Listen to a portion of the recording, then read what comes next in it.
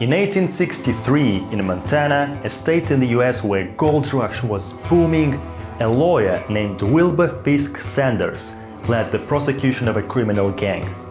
He ordered the execution of the first member of this gang, a gambler, George Eads.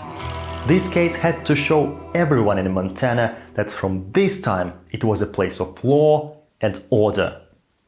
Wilbur died in 1905 and probably never heard about the book The Expert at the Card Table, which was published in 1902 and later became the Bible for every card magician in the world. And if he had known about the book, he wouldn't have liked to find out that the author of the book on how to cheat at cards, a book on artifice, ruse and subterfuge at the card table, was his very own son.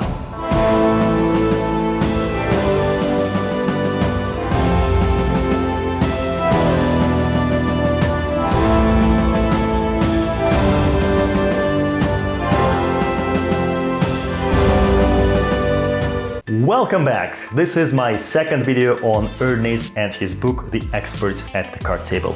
If you have not seen the first part, then please do it now, because then this video will make much more sense. The link to the first video is in the description below, and then come back and make sure to watch this video till the end, because at the end I will announce a special Erdnase giveaway that every subscriber will have a chance to win.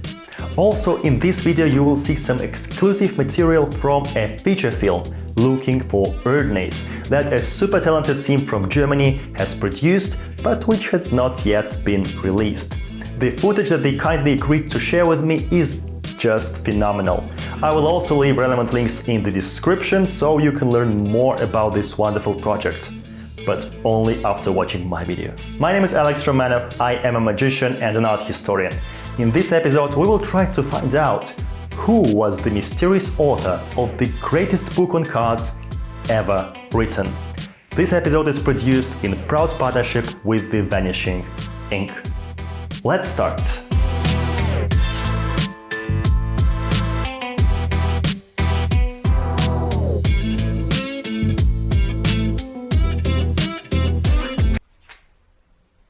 So last time I presented you a theory according to which Milton Franklin Andrews, a card cheat and a criminal, was s.w.erdnase. s.w.erdnase, Erdnase, Milton Franklin Andrews, aka s.w.erdnase. We had evidence, we had eyewitness testimonies, case seemed to be closed. I need a case! You've just solved one! But there are three reasons that make us doubt that Milton Franklin Andrews was the author of The Expert at the Card Table. First, the case for Milton Franklin Andrews was built on testimonies of people who apparently were contemporaries of Erdnase, and some of them had even seen him. For example, the illustrator of the book, Marshall Smith, had met Erdnase. But can we trust their recollections? As Gardner was collecting his evidence, people who he talked to were in their 70s. They tried to remember the events which had happened more than 40 years earlier. Moreover, these events were not of great importance for them. It doesn't matter to me who's prime minister or who's sleeping with who. Or that the earth goes around the sun. Oh, yeah. God, that again. It's not important. For instance, according to Marshall Smith, the man whom he had met in the hotel room was different age, different height, and his hands were different size from what Milton Franklin Andrews looked like. Second, as I pointed out in my first video, The Expert at the Card Table is a very well written book. And we have samples of Milton Franklin Andrews' writing, the letters that he had written to the police shortly before his suicide. And his writing style hardly resembles the style of The Expert. And third, the very biography of Milton Franklin Andrews makes us doubt that he was Erdnase. Could a criminal, a card cheat, a murderer who ended his life in a horrible way write such a sophisticated book? David Alexander, a professional detective and a magician, did not believe it. In 1999, he proposed a new theory that later would gain a lot of recognition in the magic community. He decided to start from scratch. He believed that Erdnase left more clues than everyone had thought. That all this time his real identity was right in front of us, hidden in the pages of the book, waiting to be discovered. And he managed to show how much can be achieved with pure reason.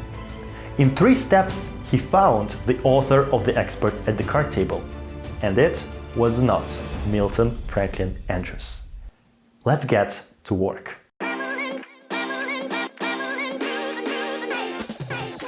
Step 1. Create a profile. Every artwork is, in a way, an autobiography. So let us take another look at the book and try to understand what kind of person Erdnase was. After reading the book, Detective David Alexander came to a conclusion that its author had to be an experienced writer and a well-educated man, who had interest in card cheating techniques and had a profession that required traveling, because that would allow him to practice his skills all over the country. He also practiced magic tricks as a hobby and probably came from the northern part of the US. Why? Simple. Being well-educated means that his family could afford this education, and in the second half of the 19th century, after the Civil War, most people who had money lived in the north, where they were removed from the fighting and the devastation that came to the south during this war. So Erdnase most probably was a northerner. Elementary, my dear Watson. Step 2. Find the name. Everybody believed that Erdnase's real name was Andrews. Our detective did not. Imagine that you want to hide your identity. Would you simply reverse your name and put it on the cover of your book? It doesn't seem smart, and we assume that Erdnase was smart. But David believed that Erdnase was so proud of his book that even though he wanted to remain in the shadows, it still was important for him to leave his name somewhere in the text, but not in an obvious way. So let us look at the book again.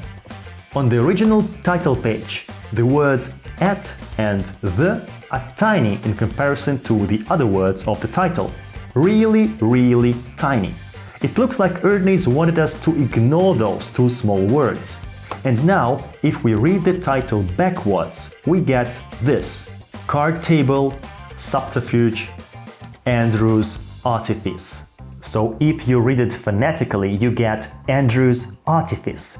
You can interpret it as Andrews is a deception. So what if Erdnase knew that most people would reverse his pseudonym and think that his real name was Andrews, and he wanted to tell those who look closer that Andrews was not his real name?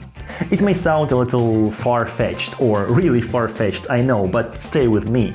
David believed that Erdnase was an anagram, but not a simple anagram. Is it another anagram? Can you break it?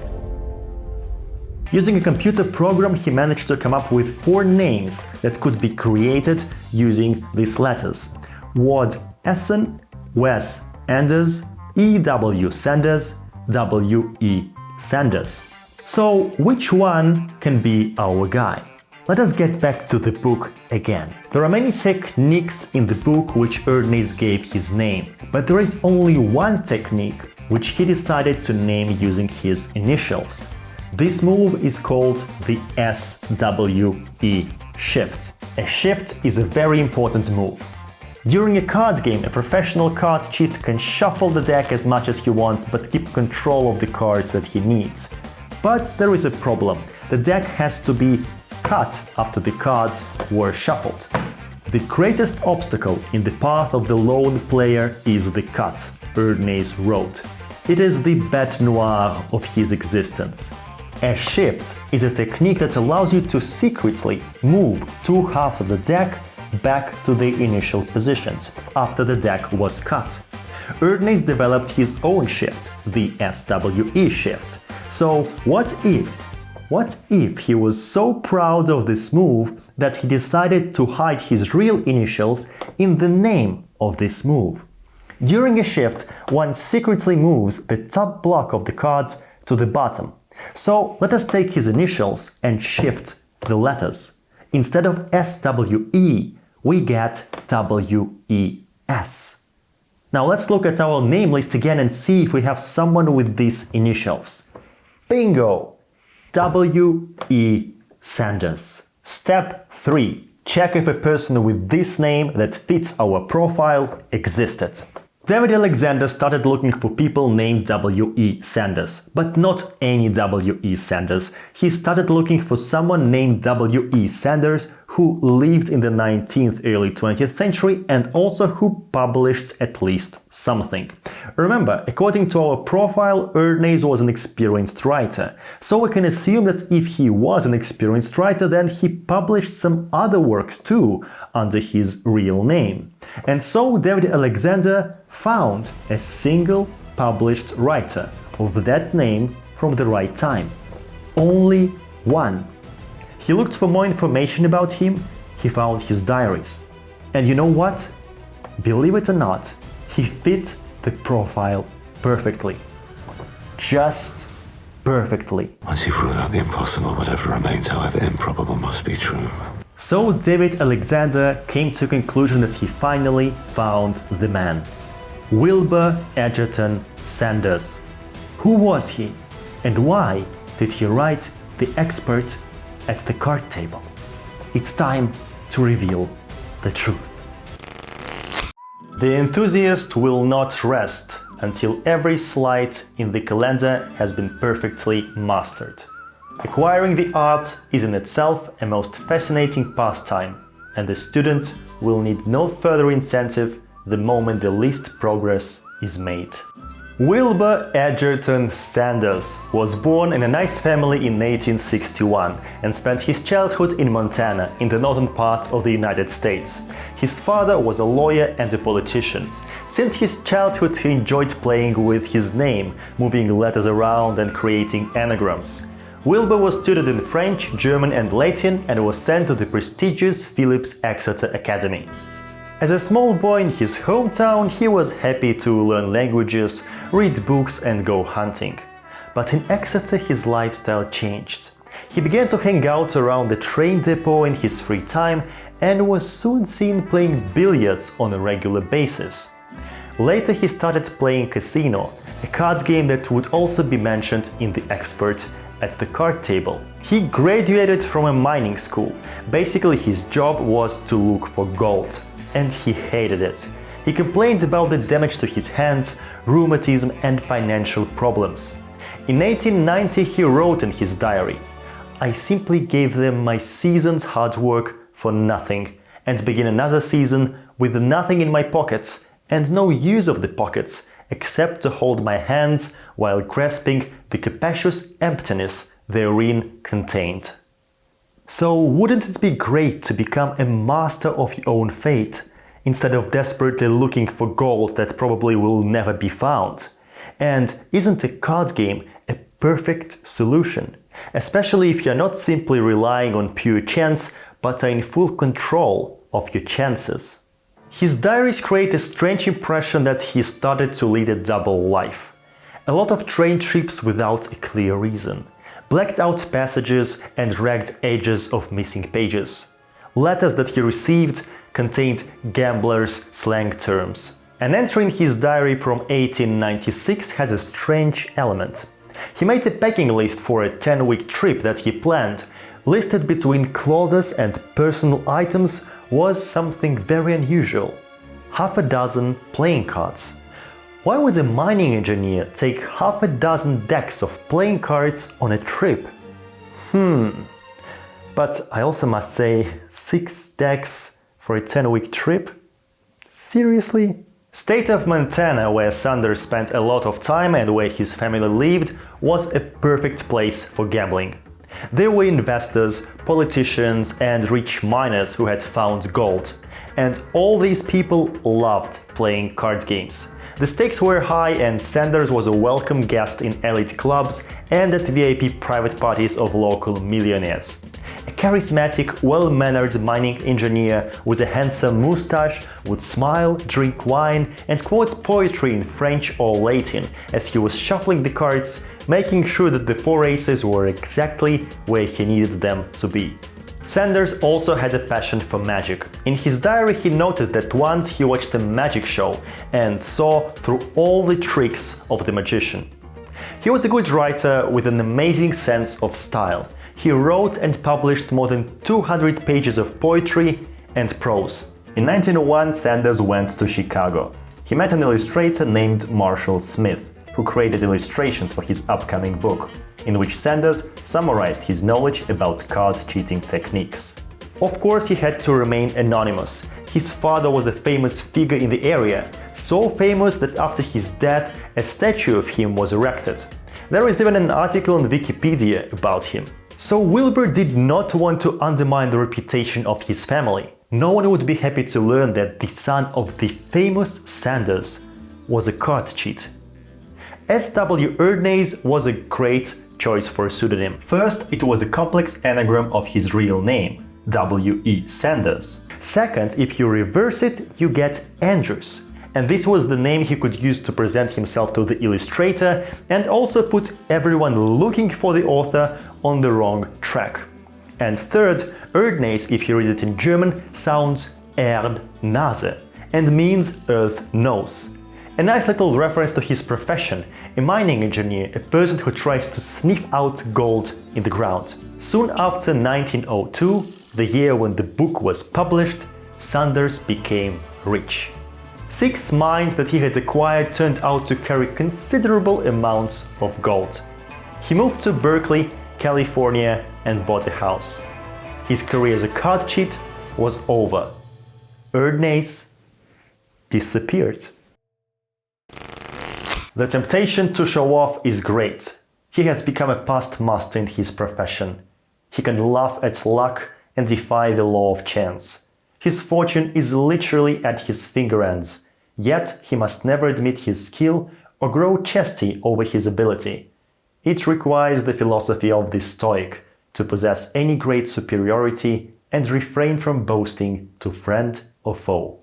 If Wilbur Edgerton Sanders did write The Expert at the Card Table, then he was a really unique individual. He was not a member of any magic club and he was not even a full-time card cheat. With nothing more than time and passion, he managed to write a book that transformed magic and inspired more than a century of magicians. He elevated card techniques meant to be used for fraud and deception to the level of art. But are there reasons to doubt this theory? And are there any other theories? In fact, there are. And I wanted to talk about them in this video, but then this happened. In my first video, I mentioned the prominent magician and magic historian Richard Hatch, who is a renowned specialist on Erdnase. In 1999 in Los Angeles, during the Conference on Magic History, Richard Hatch and David Alexander came on stage with a revolutionary claim.